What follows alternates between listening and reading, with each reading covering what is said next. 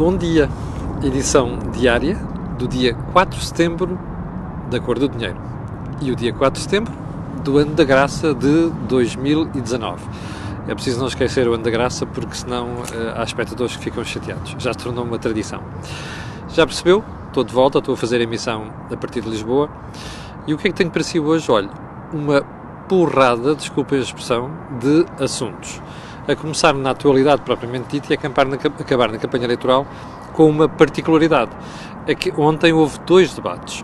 Um na TVI, primeiro em canal aberto e depois uma parte fechada, na TVI 24, com Rui Rio. E na RTP3, um debate entre Catarina Martins e Assunção Cristas. 2 pontos sobre os debates. Eu acho que como já estamos em campanha eleitoral, não é em pré-campanha, estamos em campanha eleitoral, claramente, as televisões deviam passar os debates em sinal aberto.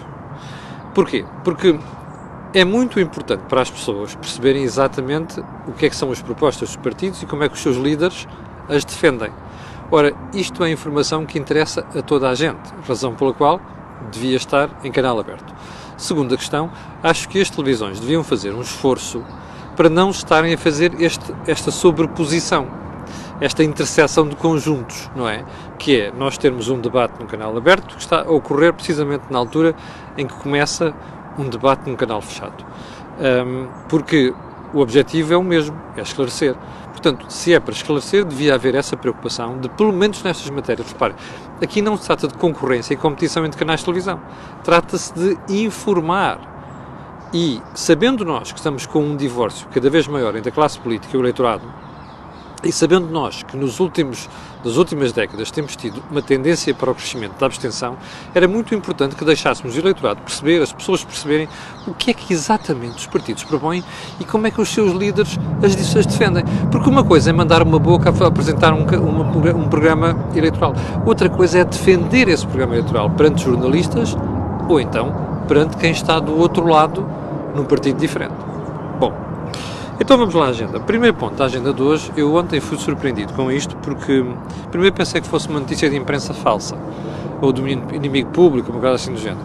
Mas depois percebi, pelas intervenções que vi nas próprias redes sociais com casos concretos, entre os quais uma pessoa que é minha amiga aqui no Facebook, descobri que a autoridade tributária, ou seja, o fisco em Portugal, não consegue obrigar o operador de aviação comercial low cost, que dá pelo nome de Ryanair, a passar uma fatura.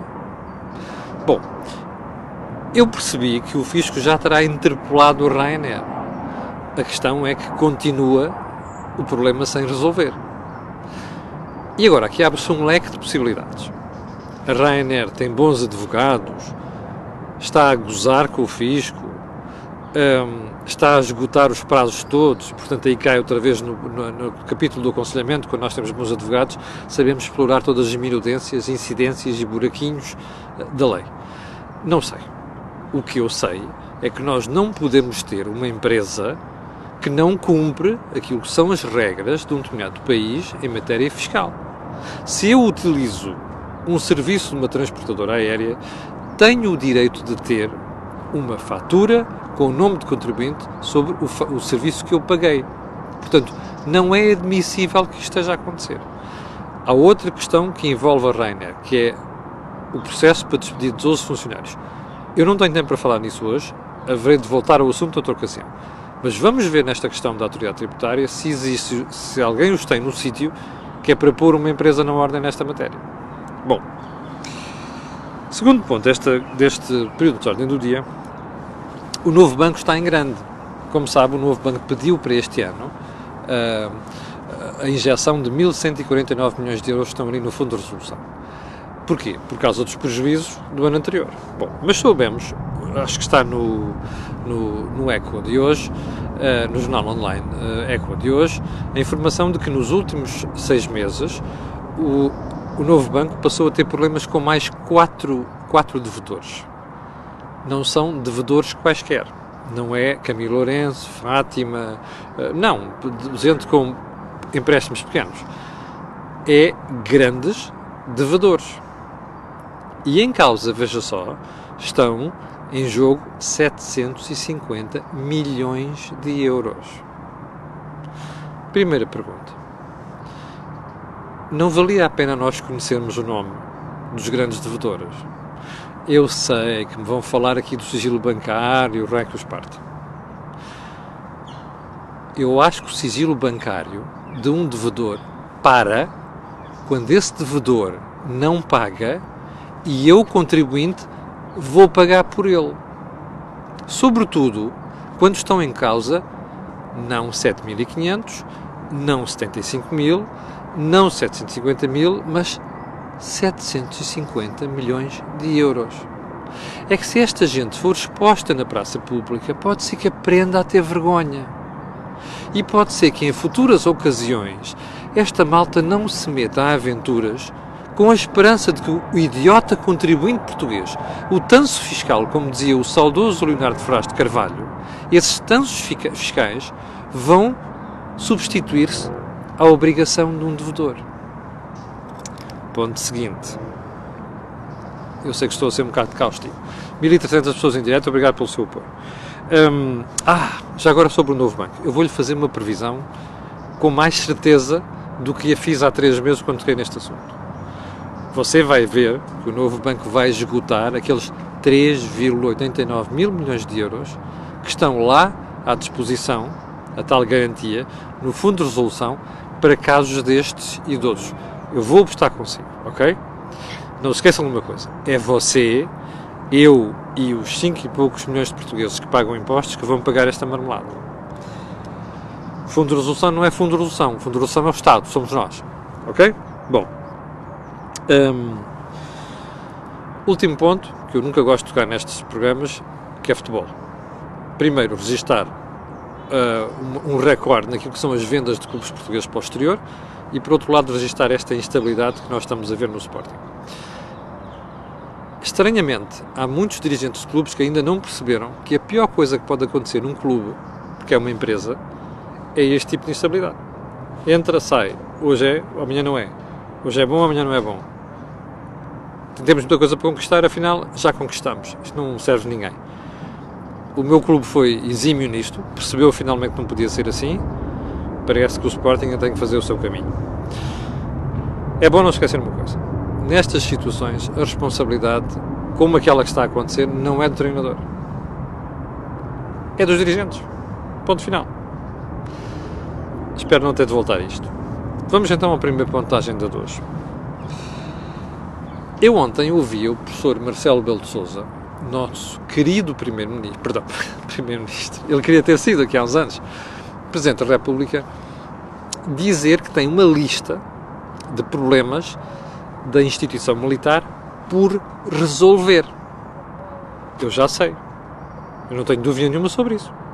Já toquei nesse assunto aqui várias vezes. O que é que me fez a impressão? Ouvir o Sr. Presidente da República dizer que quer ver o próximo governo resolver estes problemas, estas questões. Primeira pergunta para o Presidente da República.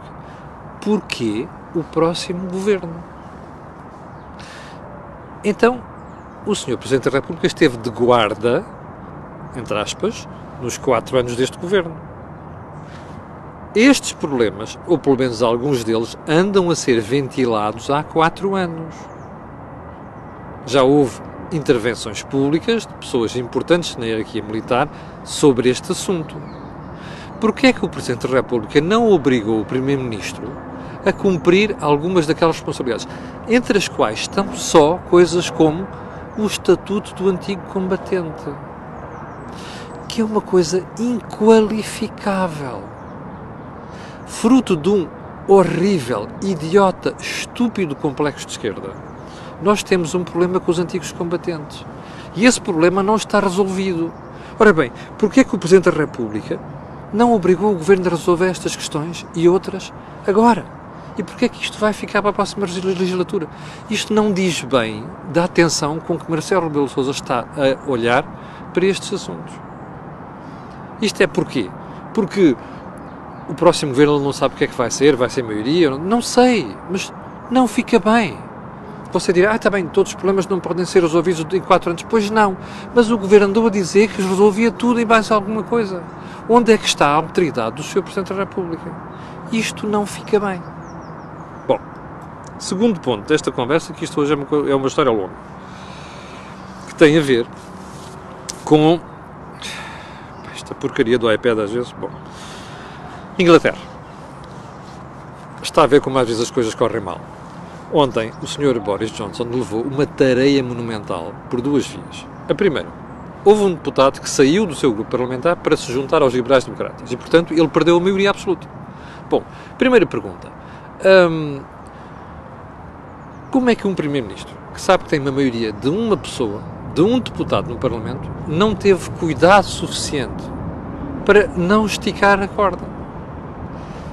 Você já percebeu qual é o problema? Ele quer uma saída do Reino Unido à força.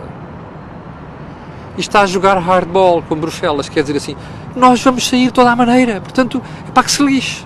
No dia 31, se vocês não mudarem o acordo. E a União Europeia diz assim, já mudámos 3 vezes.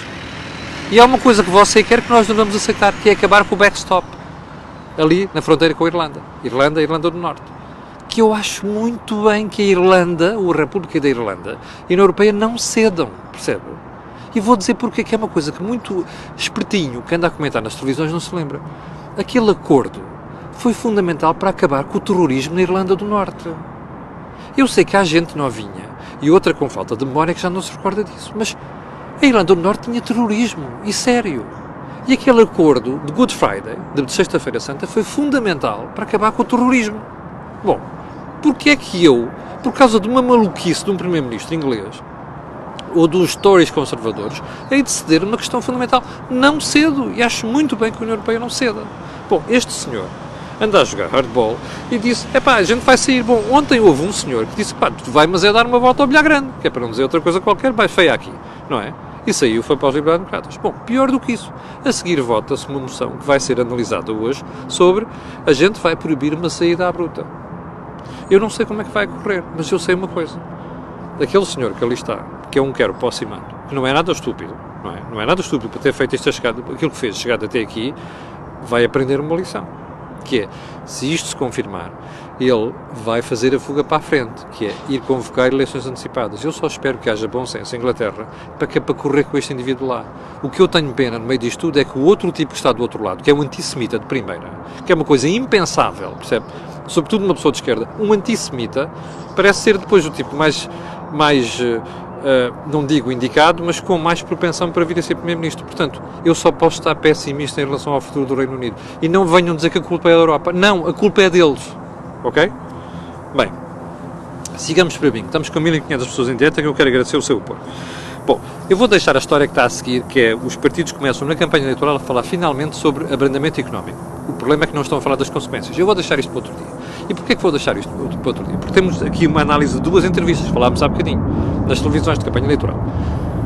Por um lado a Rui Rio e por outro lado a Assunção Cristas. Assunção Cristas versus Catarina Martins. Vamos lá começar com o Rui Rio. Eu vou-lhe dizer já a partir de uma coisa, eu estou surpreendidíssimo. Acho que o Rui Rio esteve muito bem, em geral, naquela entrevista. Esteve bem a responder a Pedro Pinto, que esteve muito bem a colocar questões incisivas ontem a Rui Rio. Esteve muito bem a responder a Eustácio Cunha e Pedro Santos Guerreiro. E esteve bem a responder às pessoas em geral que colocaram questões. E vou explicar porque é que eu acho que o Rui Rio esteve bem. Porque ele foi genuíno, ele foi assertivo e foi transparente, não ocultou nada, inclusive nas coisas onde não estava bem, disse, não, eu não quero, eu admito, se calhar, não sei se eu faria melhor, admito que o Governo até fez coisas boas. Isto fica bem num político. E esteve bem noutra coisa, assim, olha, eu não quero estar preocupado com minudências, está a ver, nós já quando chegamos a uma certa idade temos esta vantagem, desvalorizamos certas coisas, é verdade. Eu acho que ontem tivemos um dos melhores Rui Rio de sempre. Não se esqueça de uma coisa, eu sou um crítico violento do Rui Rio. E tenho estado aqui a dar-lhe tareia nos últimos meses. Mas o seu dono, ele ontem esteve bem. Olha, esteve bem nos impostos, esteve bem a dizer assim, não, o quadro macroeconómico quanto às nossas contas não é nosso. É do Conselho de Finanças Públicas que, por sua vez, deu o aval ao quadro económico do Governo. Percebe? Bom, esteve bem na saúde. Aqui a questão não é se é privado, se é público, é prestar o serviço de saúde ao cidadão.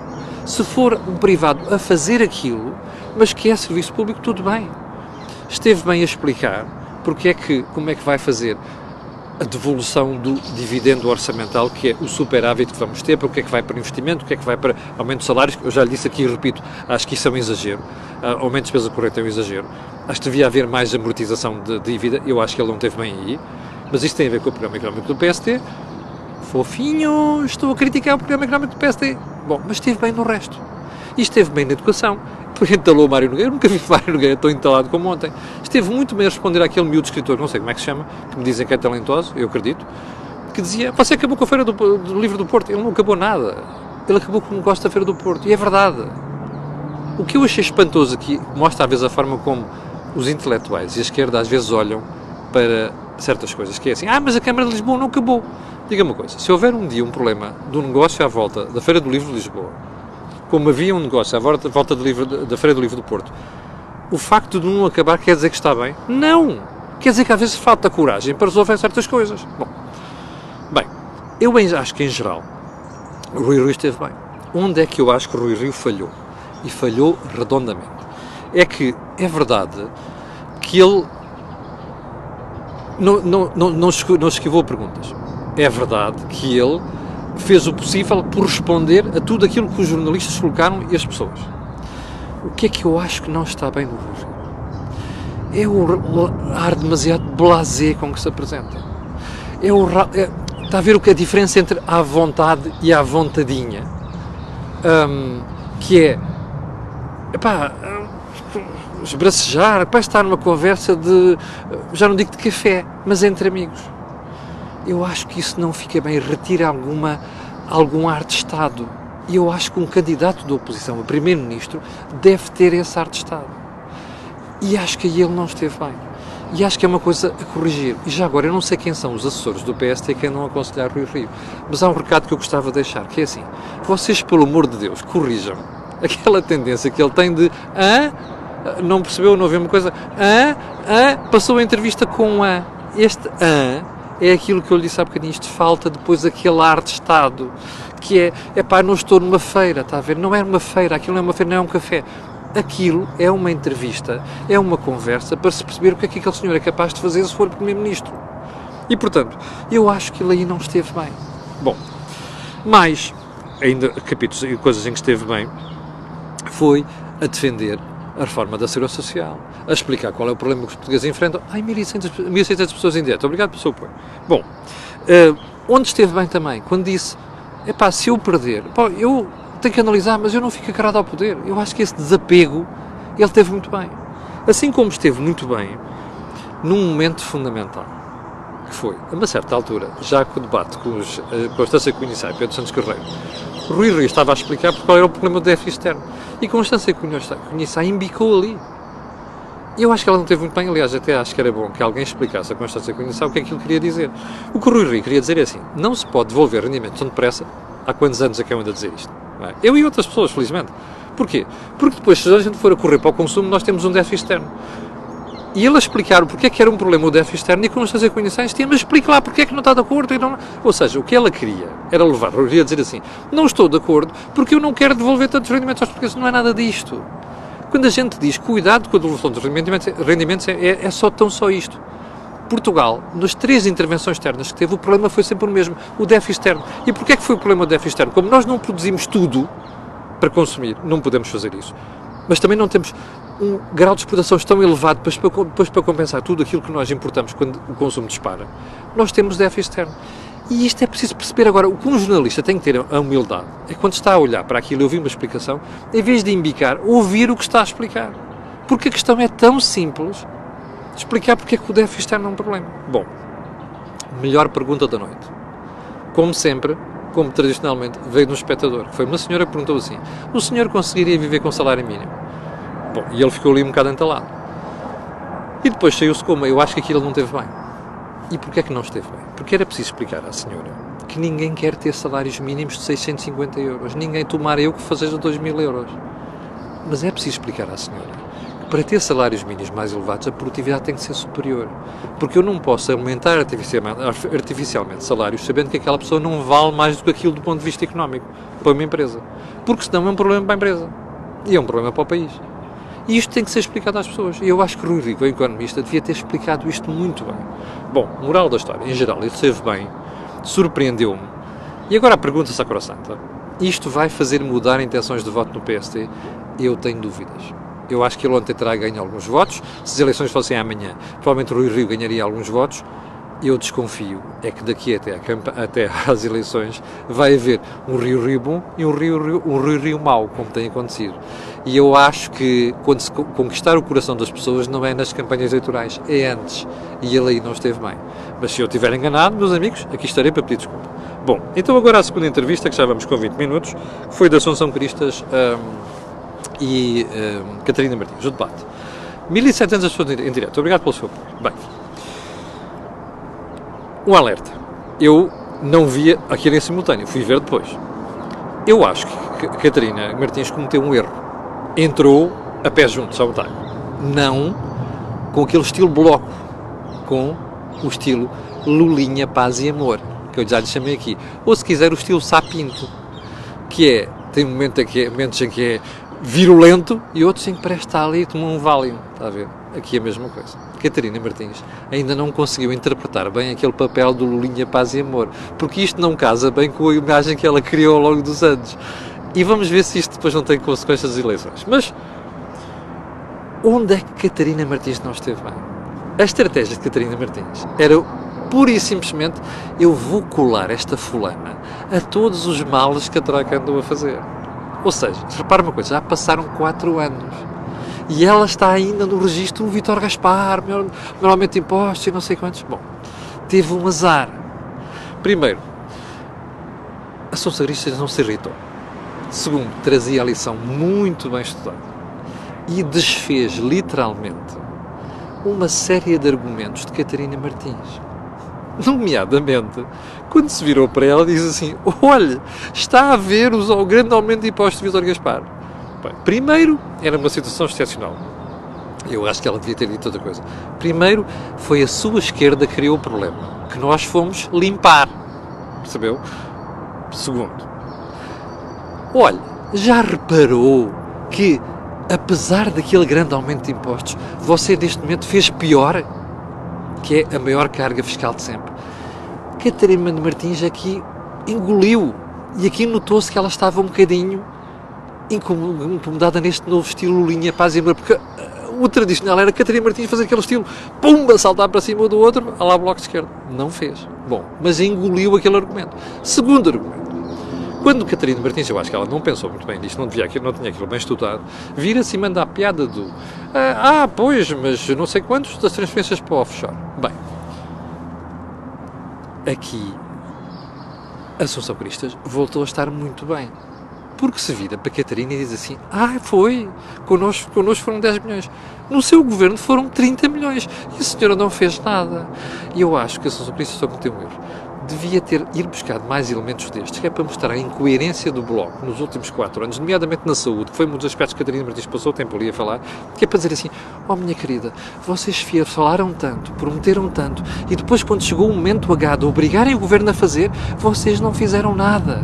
E devia ter ido buscar outro argumento. Olha, quer um exemplo, a história das cativações. Vocês disseram que depois limitaram as cativações, João Mário Centeno, mas a senhora reconheceu há pouco tempo que ele depois foi buscar outro argumento e outro artifício para manter cativações. Ou seja, eu acho que em geral a Assunção Cristas esteve bem. Novamente a mesma pergunta que fiz sobre o Rui Rio. Isto chega para mudar intenções de voto? Eu acho que não. Se as eleições fossem amanhã, se calhar a Assunção Cristas teria ganho votos que ela neste momento não tem.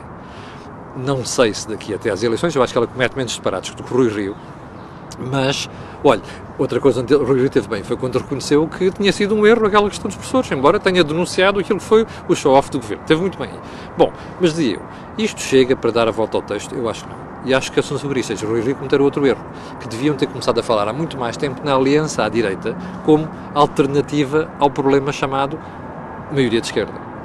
E, portanto, embora eu, se estiver enganado, vir aqui pedir desculpa, estou convencido que aquilo que ela terá conseguido ontem terá que ser ampliado nas próximas semanas se o CDS não quiser sair das eleições como o partido de táxi. Bom, esta semana, como sabe, vamos ter vários debates, nós vamos estar atentos a isto. Amanhã, no Think Tank, que vai ser por volta das... Não tenho certeza se vai ser 17 horas ou 19 horas, mas eu darei conta disso amanhã de manhã. Vamos também analisar esta questão de debates e a prestação dos candidatos. Quanto a nós, vamos ficar por aqui. Eu quero agradecer às 1.700 pessoas que estiveram em direto hoje e dizer-lhe que amanhã de manhã, às 8, estarei aqui consigo. Quanto a nós, o pedido de sempre, repete-se. Coloque um gosto e faça partilha nas redes sociais, porque aquilo que houve aqui não houve em mais sítio nenhum. Obrigado, com licença, e até amanhã às 8.